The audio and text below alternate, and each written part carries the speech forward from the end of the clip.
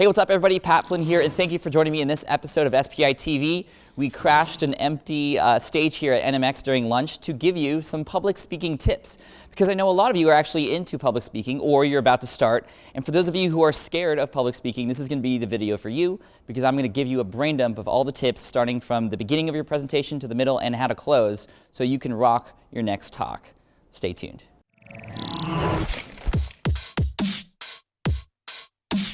All right, so oftentimes when you're speaking, you'll have somebody come and introduce you first. Oftentimes they'll be at a podium or something like that and talk about you, introduce you. Make sure you talk to that person beforehand, because that is the first impression people have about you, and you are not even in control. So make sure you talk about them, or you talk to them about what you want them to say. A lot of times they'll have a script already written out. Make sure you know what they're going to say, and make sure you talk to them if you want to add anything, so that when you come on stage, you're presented in a great light and people are ready and fired up to listen. Now, before you get on stage, even before you step foot on stage, even before somebody introduces you, one of the best things you can do is go into the audience and just walk around in the crowd, get down to their level, and actually introduce yourself and say thank you for coming to the presentation. It's really helpful because not only do people feel like you're already friendly, they're going to be more in tune and excited to listen to you, but I mean, I do that for my own purposes too, because it makes me feel more comfortable knowing exactly who's in my audience. And one cool tip, if you find out something cool about that person, you can actually drop that into your presentation too. It makes the audience feel like they're more connected to you and what you're saying. Now, a lot of times, again, those nerves are coming in before I speak. To help myself within my presentation, I will start the presentation with something to ease that tension. That actually takes the focus off of me personally, because one of the hardest things to do is actually just get started. So to help start, I actually will often play a video or something related to the content, something with a little bit of humor in it, and you might have seen these in presentations I've done before. I've started with videos about, like commercials that involve certain things that are related to my talk. I even shot a film related to a DeLorean, which then came out in the middle of a presentation. You might have seen that at New Media Expo, and other things. Videos are great because they take the attention off you. And then when you come on stage, it's like you've already had a conversation with them without you saying a word. It's really easy to get started after that point. Now, if you're not really keen on starting with a video, we might not have the resources to do that, or you might not find a video that relates to your content, you can give them the same idea by actually telling them a story.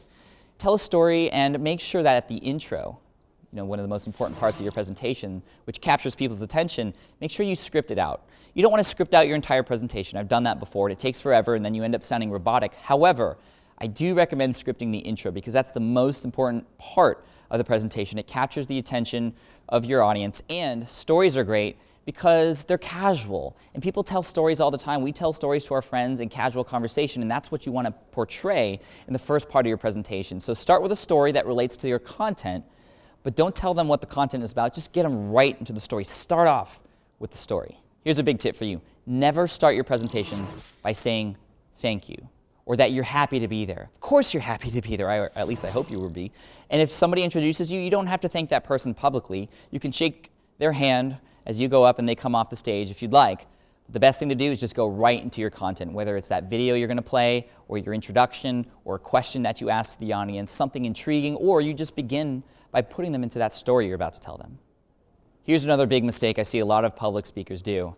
And it's people who unfortunately don't take a lot of time to prepare something. For example, slides, or maybe they were sick the night before, maybe they had too much to drink.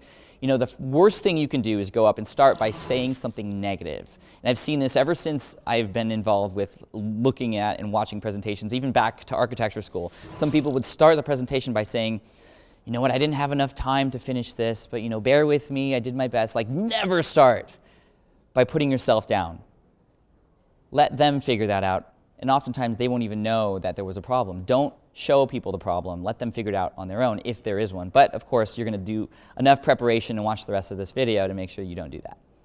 Now, a cool thing I like to do at the beginning of presentations, I've done this every once in a while depending on the content that I have in the middle of the presentation, is I'll start by doing a hand-raising exercise. Now, I don't say that, hey guys, we're going to do a hand-raising exercise, so please, okay, get your hands ready. No, we don't do that. You ask a question. Simply ask a question to your audience.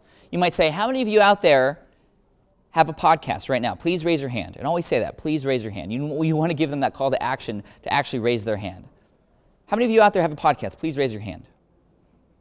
And then once you see everybody raise their hand, if you want them to put their hand down, and you might not based on your second question, but if you want them to put their hand down, you say, great, thank you. And you just kind of put your hand down and they'll all follow you. But don't make the mistake a lot of public speakers make, which is they end there. Because some people may have not put their hand up, and you don't want those people to feel left out. So after you ask the first question, follow up with a second question that will get everybody else involved. For example, this is something I did at a recent presentation. So how many of you have a podcast? Please raise your hand. Really cool, thank you. How many of you, raise your hand, if you don't, how many of you don't have a podcast? Please raise your hand. Very cool. Now, how many of you, raise your hand if you don't even know what a podcast is? Okay, well, you're in the right place. Or, you'd follow up with something clever. But you want everybody to interact in some ways. So don't make people feel left out. You want to make sure that when you're asking questions and you want people to raise their hand or stand, sometimes you can get people to do that you want everybody to participate. Okay, so the night before your presentation, if possible, go and find the room that you're going to speak in. It makes you feel more comfortable. It makes sure that you know that there's like no big surprises, like, oh my gosh, there's this big thing in the middle of the room that I didn't expect, or maybe you might have some props or something that you need and the room isn't figured out the way it needs to be for your presentation. Get into the room the night before and see what the space is like. Even get up on stage to get a point of view, a vantage point from where you're going to be the next day. It really helps you feel more comfortable, and it's something that I do every single time. You may have seen Instagram photos of me doing this. I typically take a photo the day before I speak at the event space that I'm going to be in. All right, now when you walk into the room on the day of your presentation, the first person that you should talk to is the technician. There's going to be typically somebody there who's in charge of the audio and any video and things like that, the person that's going to mic you up, and we'll talk about the microphones in just a sec. But get to know that person, introduce yourself, tell them that you are the one that's going to speak at whatever time, and befriend that person. You want that person on your side, because if something does not go right during your presentation, they're going to be there to help you out. That's the person who's going to help figure out your technical problems. And if you just chat a little bit and make sure that they're good, even offer to get them water or something, I mean, that goes a very, very long way. Get to know your technician in the room. The microphone. The microphone is something that we as speakers don't really think about very much when we're just getting started, because we're so focused on our presentation and our slides and things like that. The microphone is obviously very important.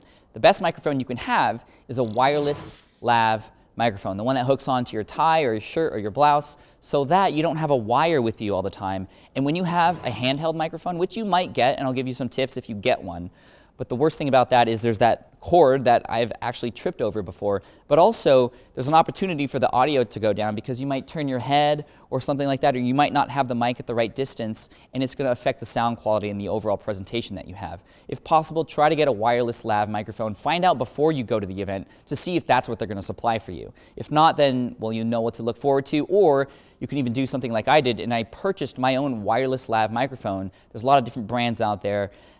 It really helped a lot, and I've actually had a lot of people ask me to borrow it because a lot of events don't actually supply them for you. So get a wireless mic. Why? Why is that important? So you don't have that wire, but more so you can use your hands and hand gestures throughout your presentation to really emphasize certain points in your presentation.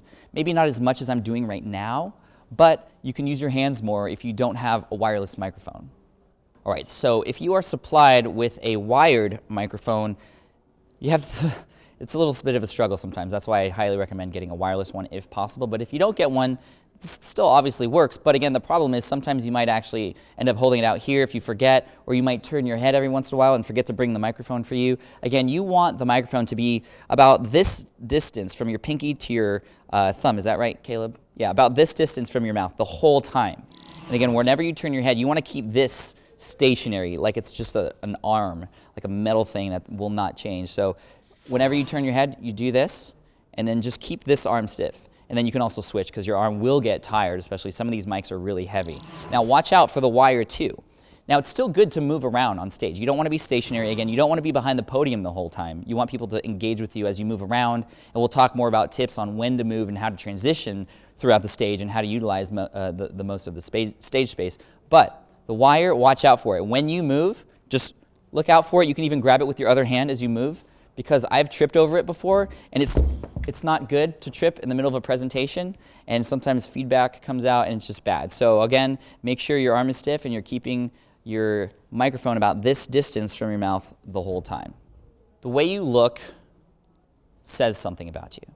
And when you're up in the room and maybe when you're being introduced, people are already looking at you. And don't be afraid. I mean, they're going to look at you the whole time, and that's something you have to get comfortable with. And again, I'm still scared every time I go up on stage, so don't be worried about that. But one of the hardest things to do is just get started, but you even start talking before you even say a word with how you look. You need to look presentable. No, you don't need Gucci and whatever. You just need to look presentable. Fitting clothes, stuff that looks good on you, and you can hire a stylist if you'd like, but you don't need that. But talk to somebody and say, hey, would this look good in front of an audience? And again, it depends on who your audience is and what kind of conference you're at, of course. But I've gotten a lot of compliments on how I look thanks to a lot of people I've connected with to help me with my styling, and it does say a lot. And it just adds to the professionalism of what you're doing. So make sure that you actually just are conscious about what you wear when you're up on stage. Again, there's no set rule like you have to have a tie or you have to do this or you have to do that. But just again, you just want to look presentable and make sure that what you say says something good about you or what you wear says something good about you. Now, if you're at one of these conferences, more than likely you're going to get one of these badges with a lanyard. Please don't wear it during your presentation. You've just been introduced. It's on the card outside your room. People know who you are. You don't need this thing. Get it off you, and then you can start your presentation.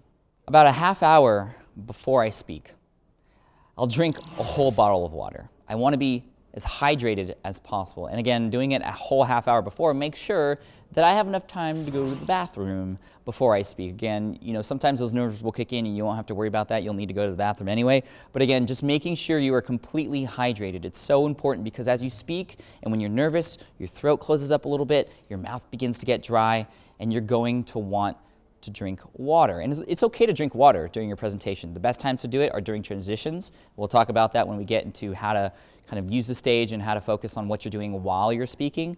But again, drink water beforehand. You want to be hydrated. This little thing, a clicker, a little remote that attaches to your computer or the computer that you're using in the room that will help you advance your slides. This is your best friend, or it could be your worst nightmare. So make sure, first thing, that you get your own. I always use my own as much as possible. Sometimes you'll go to events and maybe the space is too big and you want to use their own. Again, make sure that whatever clicker you use, you test it beforehand. Also, make sure that the battery is brand new. I always put new batteries in my clickers before I go on stage. And again, make sure you test it out. Now, there's a lot of different types out there. This one I like, it's a Kensington, and it feels great in my hand, and I use it all the time. I even practice and rehearse with it because you're going to be holding this the whole time. Again, that's one of the challenges with speakers is they don't understand exactly what it's like until they're actually doing it, and there's a lot of little things like this that we don't know until we finally do it. So that's why I'm giving you this tip now. Practice. When you're practicing at home, put one of these in your hand. That's why I recommend that you buy one, even if that's not the one you're going to use when you're up on stage. It's just, again, one of those things that you can figure out now so it doesn't surprise you later. Also, there's another one by Logitech that I'm actually really interested in because it also has a timer in it that you can program, and you can have it vibrate in your hand or in your pocket at a certain point in time during your presentation. So it could maybe perhaps tell you when there's 10 minutes left in your presentation, or you can do really cool timing, things like that. Again, that one's by Logitech. This one's by Kensington, and there's several others out there too. Another thing to worry about is some of the electronics that you might have on yourself. For instance, cell phones. Put your cell phone away, turn it off. Don't ever give it a chance to interrupt you during your presentation, whether it's a phone call or a text message or a notification from an app or anything like that. Speaking of notifications from apps, make sure that if you are using your own computer, that you have everything else turned off but your presentation software. I would even recommend turning wireless off so that there's no chance that anything from the outside can interrupt your presentation. It's the worst thing that could ever happen, and it just interrupts your flow, especially when you're in the flow. It's really hard to get back into it after you get interrupted. But making sure those things are off are going to decrease the chance that something's going to happen during your presentation. In 2012, I spoke at Blog World Expo here in Vegas, and I made the mistake of uploading my presentation to another computer, which is fine, but forgetting that I was using special fonts in my presentation. And there's a very sort of famous or whatever animated GIF of my reaction when I found out that after speaking for 5 minutes, the slide that I was speaking over behind me, which I didn't look at because I knew my presentation so well, the fonts were not right. And what happened was I was using a special font that didn't get uploaded also into the computer that I was using, and as a result, it defaulted to Arial, which was much bigger. And so the slide that was supposed to say being everywhere said just BEI and then every W. And that was up for 5 minutes behind me before I even noticed. And then I did a triple take. I don't know if we'll embed that animated GIF in here, but it's hilarious. I think Cliff Ravenscraft made it, so he was there at the presentation. And a lot of people remember this. However, because I knew my presentation so well, I didn't need the slides. And actually, a lot of people came up to me afterwards, and they were like, Pat, did you do that on purpose? Because it made it look like you actually knew what you were talking about. And I was like, no, I would never do that on purpose. Why would I do that? But it was a good lesson. The fact that if you are going to be using somebody else's computer, which often happens when you go to these conferences, make sure that you also include your presentation in a little thumb drive with your special fonts that they can just put into that computer. Once those fonts are in that other computer, which the technicians will often know how to do, and that's why it's really important to get to know who they are and make sure you tell them that you have special fonts in your presentation. Once those things are uploaded into their computer, the presentation should be just like the way it should be. Now, there's some other ways around this to make sure that your presentation will look the way it's supposed to look. Now, if you don't have special transitions or movies or sounds in your presentation, the best thing you can do is convert your presentation, which PowerPoint and Keynote will do for you, into a PDF document. That way, every font is the way it is on the PDF. That's the way it is. It's not reading an actual font. It's reading those PDF files as individual pages in the Keynote presentation that you play. And so that's going to help you avoid any sort of character font issues. You can also make each slide an image. That also accomplishes the same thing. But again, just pay attention to the fact that your fonts, if you use special fonts, which is kind of cool to do sometimes, that they are also either on that computer that you're going to be using, or you have PDF files to avoid any sort of issues. I like to do fun things in my presentation. The stage is yours. You can do whatever you'd like, and you can be as creative as you want. And really, there are no boundaries, just whatever will provide the most value to you and your audience. And you could do some fun things like I've done in the past. Like at one presentation, I actually handed out candy at the beginning of the presentation, but I made people choose between two buckets. One bucket had Hershey's Kisses, another one had Lindt chocolates that were from Belgium or whatever, or Sweden, and they were amazing chocolates, and I had to force people to only choose one. And it was kind of interesting, and people kind of thought, well, I wonder if this has to do with his presentation, or is he just trying to win us over with chocolates before he even starts? But then in the middle of the presentation, I actually talk about a study that involved exactly those two candies and the results of that. And so I actually got people involved in the presentation even before they got started with it. Something I did here at New Media Expo in 2015 is I started with a film, and I told you earlier that this is something that you could do at the beginning of a presentation. Well, the film that I created and I actually scripted, which you can see in a previous episode of SPI TV, it's all about time travel and the DeLorean that I was in, and that actually tied to a real-life DeLorean that I brought onto stage. And the theme of that presentation, which was all about how to become future-proof. So it was about time and long-lasting and surviving the future and thriving in the future and not dying out like a lot of other companies have. And so that film and the way it was done and the props and the things that were included in it had everything to do with the whole kind of theme and motif in the entire presentation. And that was a lot of fun to do too. One of my most popular presentations, which is called How to Convert Your Casual Audience into Raving Fans, I actually started the presentation with a little story about my wife. And in the climax of the story, I talk about, or actually show a video of my wife opening a box of all her Backstreet Boy paraphernalia. She's a huge Backstreet Boy fan, and that had to do with the content, which is how to convert your casual audience into a raving fan. And everybody was laughing, and it was hilarious, and she poked fun at me in that presentation. And it was a hit, and it was a great way to get everybody engaged and kind of on my side right at the beginning without me having to worry too much because it was already shot in a video.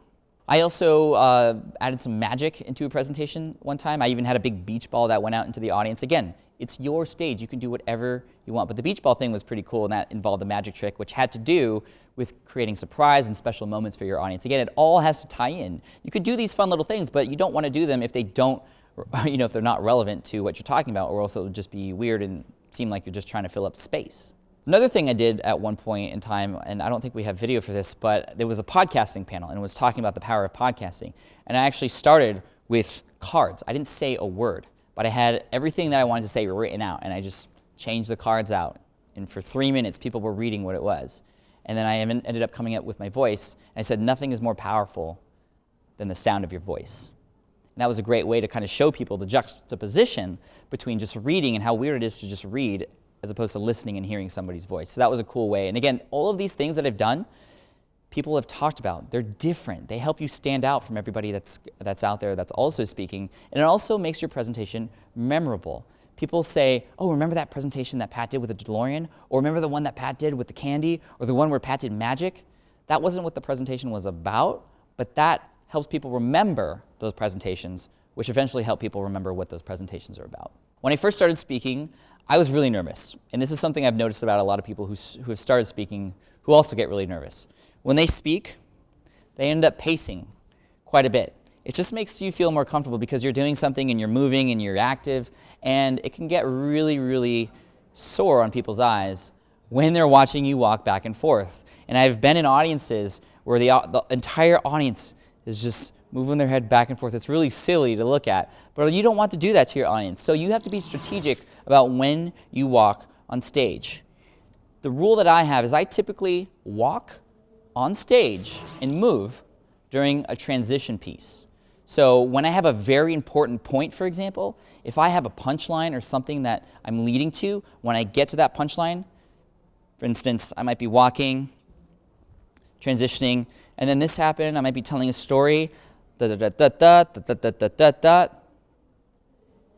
he said, "I'm sorry, Pat, I have to let you go." You see how that pause creates something that people can pay attention to. So you're walking during transition, and then when you get to the punchline, that's when you actually say that big thing, because you want the focus to be on what you're saying, not on what you're doing at that point, because what you're saying is obviously very important. Another thing about walking on stage, and again, you want to minimize it and actually film yourself if possible to see if you actually pace, because I didn't know I did that until I watched my first video, and I was like, oh my gosh, I'm walking back and forth in this little 5-foot radius the whole time. You can even go back into YouTube and find that old video. It's called How to Stand Out of the Crowd from FinCon 2011 in Chicago. Now, when you walk on stage, you don't want to stay in that 5-foot radius. I mean, it's okay to walk on stage, and again, you want to make sure you stay still during those really important points.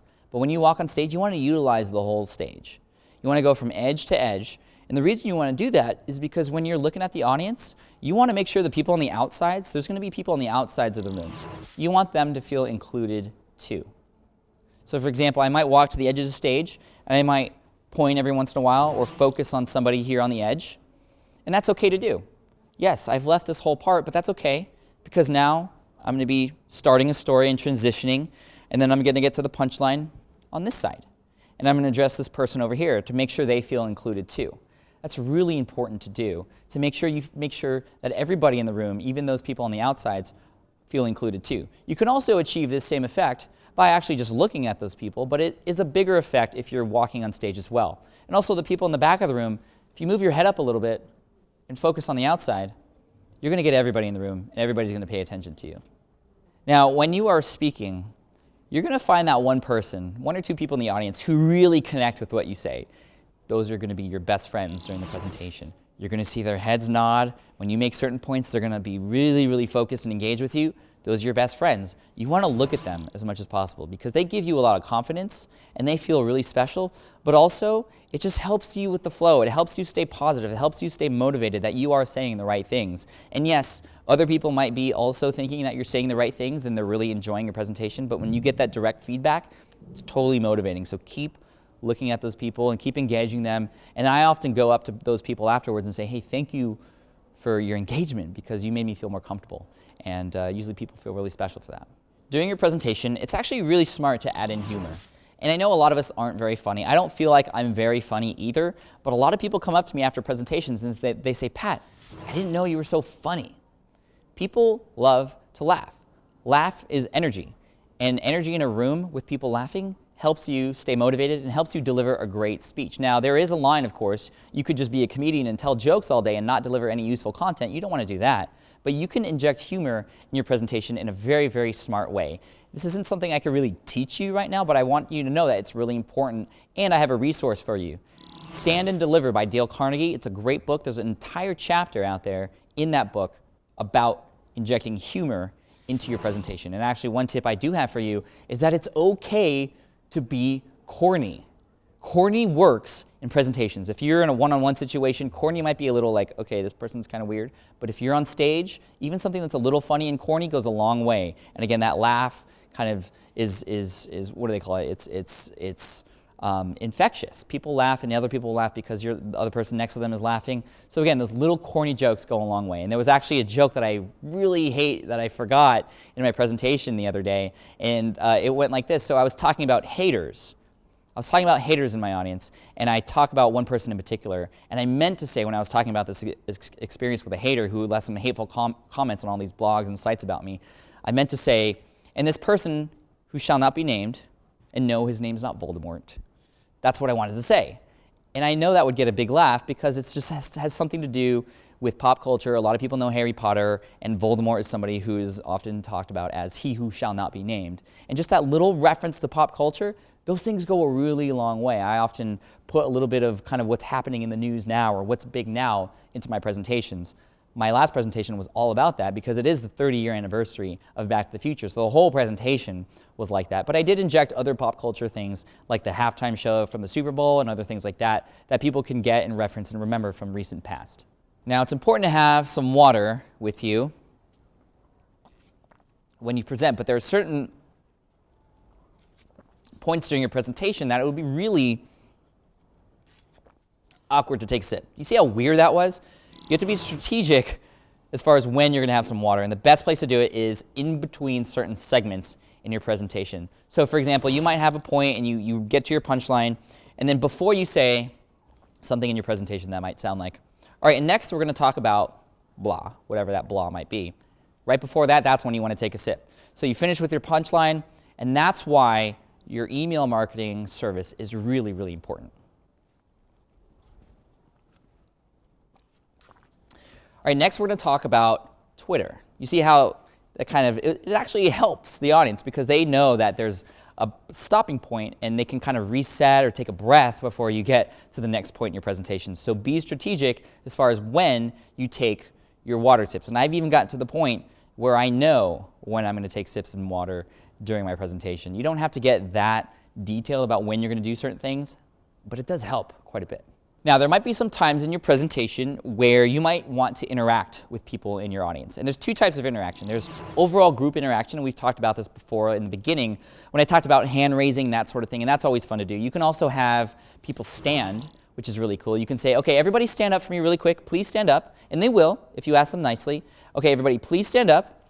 Now, everybody who has ever used Facebook ads, please take a seat. Give them a moment.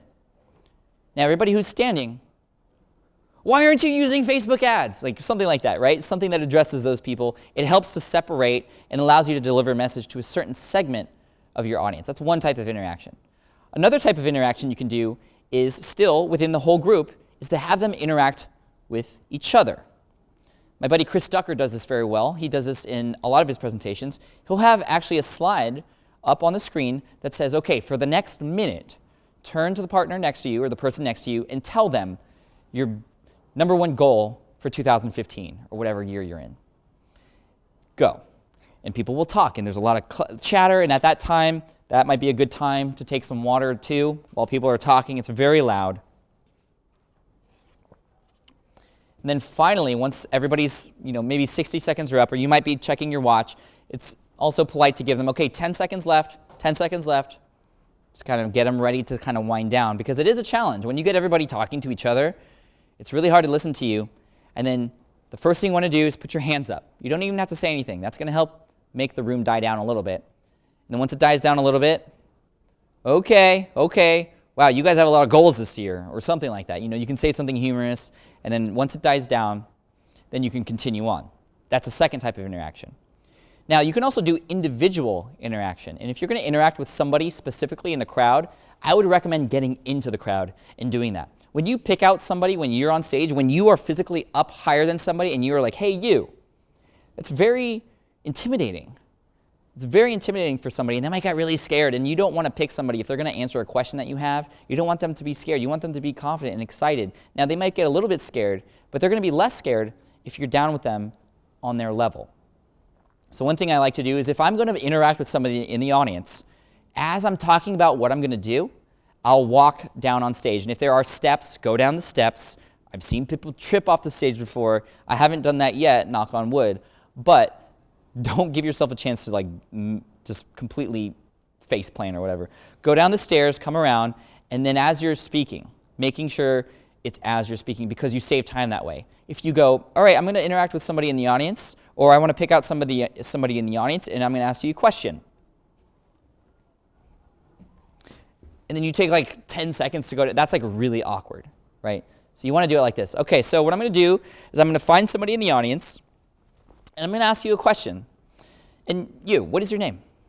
And you always want to start with kind of, what is your name? Because that's something you would say to a friend or somebody you're meeting for the first time. Hey, what is your name? Oh, what do you do? Very cool. So John, tell me really quick, what is your, or I don't know, whatever the question is. I didn't prepare what the question would be, but you know what I mean? Going down to the audience, shaking that person's hand, and again, when you're done, okay, thank you, John, I appreciate that. Thank you. And then you can continue to back up, and again, you don't want to ever really turn your back to the audience. It's like in television, you know, if somebody was on television and they just turn your back, it's kind of rude and it's just weird, and you know, I don't like how my butt looks and all that stuff. So just make sure that you always keep your front to your audience as much as possible, especially when you're backing away. You don't want to immediately just say, hey, thank you, and then turn your back. You want to say thank you, and then address the rest of the audience like this, and looking at everybody's face, and then you can even come across on stage like this. And then come back and address whatever it is that you were doing. So again, making sure when you go down into the audience and talk to somebody, you're actually down at their level, you talk to somebody specifically, you ask for their name, you ask them what they do really quick, or maybe what their website is. Again, you don't want to open up so much to them, because sometimes you get the talkers who won't let you get back to what you were supposed to do. Then you finish up by saying thank you. Again, address them by their name. You can come back on stage. And then a lot of times I like to kind of reference that person again. That's the one person in the audience I've referenced before. I can always go back to that person later in the presentation. So I can maybe be talking, maybe I'm doing something, and I can be like, right, John? You know, just every once in a while. Again, it makes you feel more personable, makes you feel more connected to the audience in whole. Now, when you're presenting, oftentimes you're going to have slides to go along with your presentation. The one thing you don't want to do is completely rely on your slides. Now, I do rely on my slides. I rely on my slides as cue points for stories, for case studies, for questions that I'm going to share, and things like that. But I'd never have more than 2 or 3 bullet points on one particular slide. And most of my slides actually have a picture, a large picture with 1 or 2 words, and that's it.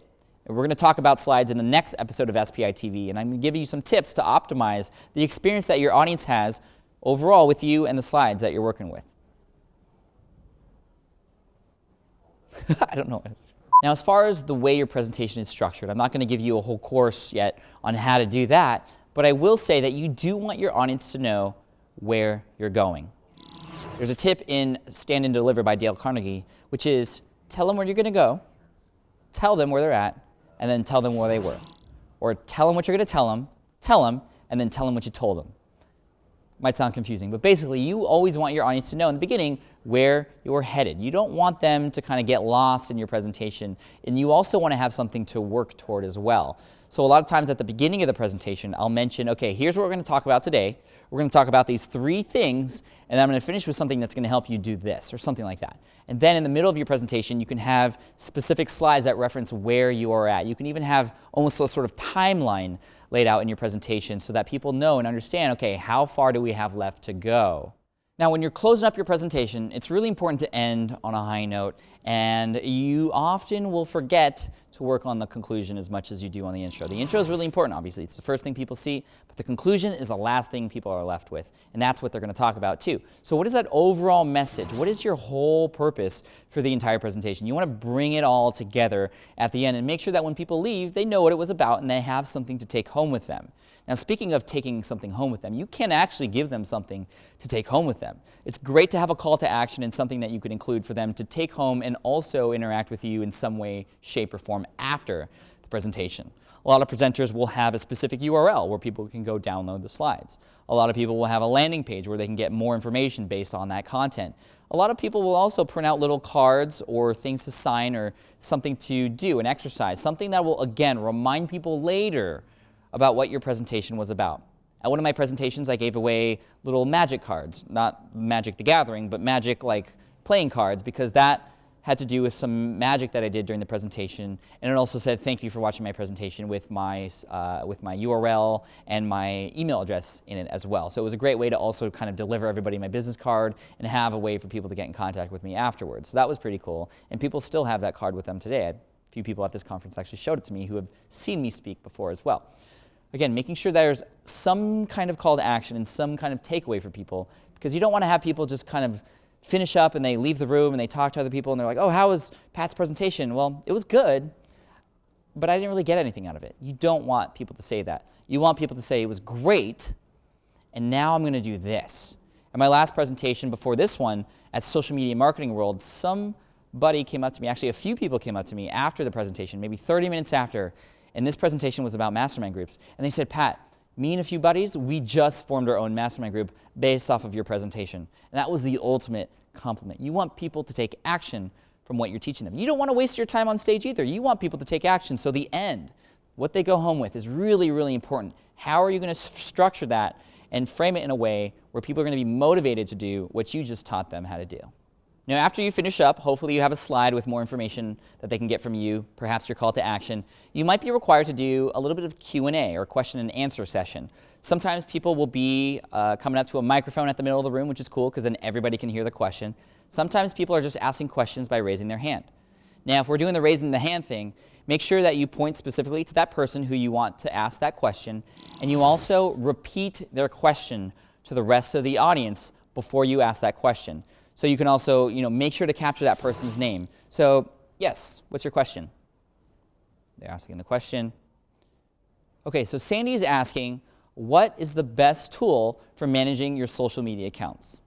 Well, the best tool out there, there's a number of them, and then you go into it. But again, repeating that question is really, really important, especially if the person is not asking on a microphone. Now, you might get a question that is actually very difficult to answer, and a lot of people ask great questions that are difficult to answer. Now, if you don't know the answer off the top of your head, don't try to make up the answer, because you're just going to look like a fool as you try to lie your way through the answer to this question. You might have the answer to that question somewhere else, in which case you might say, John, you know what, I actually don't know the full answer right now, but I do know how to help you. Come and find me afterwards, I'm going to help you out. Next question. Boom, done, you move on. You don't want to ever give people the opportunity to say, well, how could you not know this, or any of that stuff. Again, if you don't know the question, be honest, move on to the next one. Sometimes when you do a Q&A, somebody will come up to the microphone. They're great, they're asking a great question, and they're still asking a great question. They keep going, they're talking. If you want them to stop, which oftentimes you will need them to do because you don't want them to go on forever, just put your hand up. You can even interrupt them a little bit and say, Sandy, let me answer your first question first because I want to make sure I get that to you. And then you go on there. And then at the end of that answer, you can say, actually, I want to move on to the next question because there's a lot of people in line, but come find me afterwards, we'll talk. Boom, you're done, you're moving on. That person's not talking. Good. And after the Q&A is over, maybe there's somebody with a card that says how much time you have left who's saying, we're done. There's another presentation going on after you. Or maybe the line is done and there are no more questions. You don't just want to say, okay, bye. No. You have another opportunity to give people that call to action that is probably on your slides, hopefully, if you've planned it out. Again, guys, great questions. Thank you so much for watching me today. Again, make sure to go to smartpassiveincome.com/landing page and pick up your slides or whatever the call to action might be. Thank you so much. For those of you who want to ask questions, since I got to get out of here, I'll meet you outside the room. Thank you. Then you do a little dance because you're done. No, don't do a little dance because that would be weird. But that's how you end the presentation. Thank you again for watching my brain dump on public speaking tips here on stage. We are at NMX. Again, we found an empty room, and I'm so glad that nobody interrupted us this whole time. Actually, a lot of people did, and we have the power of editing to help out. But next week, look forward to the episode where we talk about slides. I take careful consideration with the slides I use in my presentations, and you should too. So I'm going to help you out. Look forward next week. Please subscribe. Watch SPI.tv. I'll see you there. Thanks.